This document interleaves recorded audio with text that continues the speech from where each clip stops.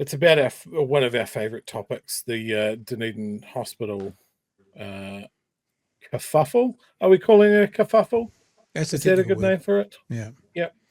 And we can't plant this solely at the feet of the current government, because the incident happened when Labor was at the wheel. A 74-year-old woman died in Dunedin Hospital after her surgery for broken leg was delayed repeatedly for 3 days.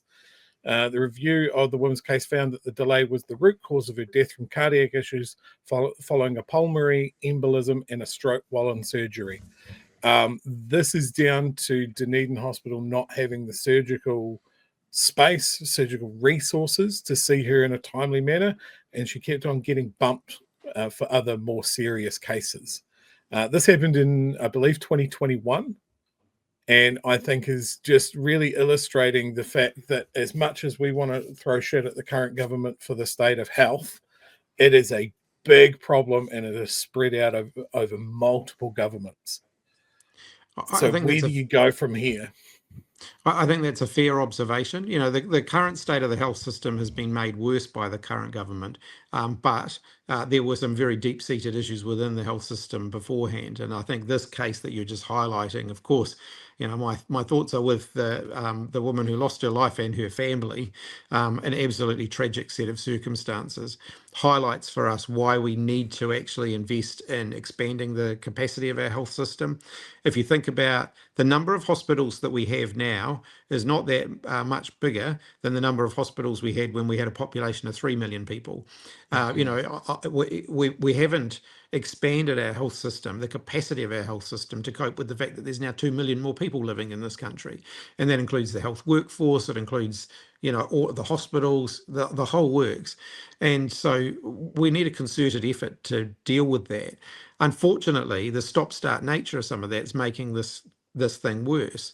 So if you think about the medical workforce, for example, successive governments have not invested in the medical workforce because if you increase the number of doctors that you're training, it's sort of 7, 8, 9, 10 even years before you actually see an increase in the number of doctors in hospitals. Yeah. And so it's been one of those things that's been very easy just to park off to one side. And so in my brief tenure as Prime Minister, the 8 months that I had at the job, we released a plan that was going to ramp up the number of medical training places every year for the next couple of years, quite significantly, knowing full well that had we been re-elected, had we done that, it would be another government some way, a long way down the track that would actually be able to sort of see the benefits from that. But that's the sort of thinking around health that we've just got to do.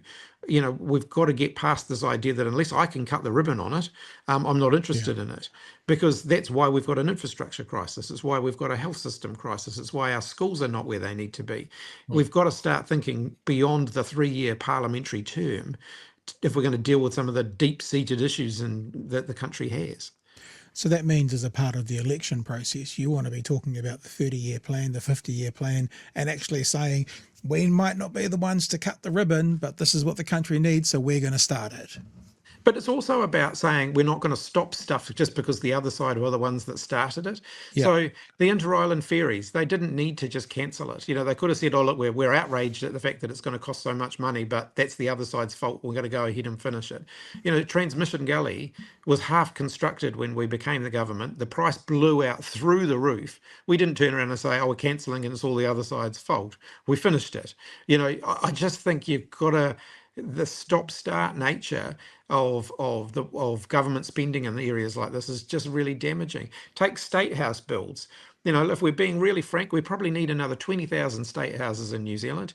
We got to the point having a very slow start where you build up the capacity to build new state houses. We got to the point where we built about 5,000 in 2023, our last year in government. And this government have come in and basically nixed the lot, which means when there is another Labor government, which I certainly hope will be after the next election, we have to start that process again of building it up. You know, you can't just flick a switch and go back to building 5,000 houses a year. It takes you a while to get to that point.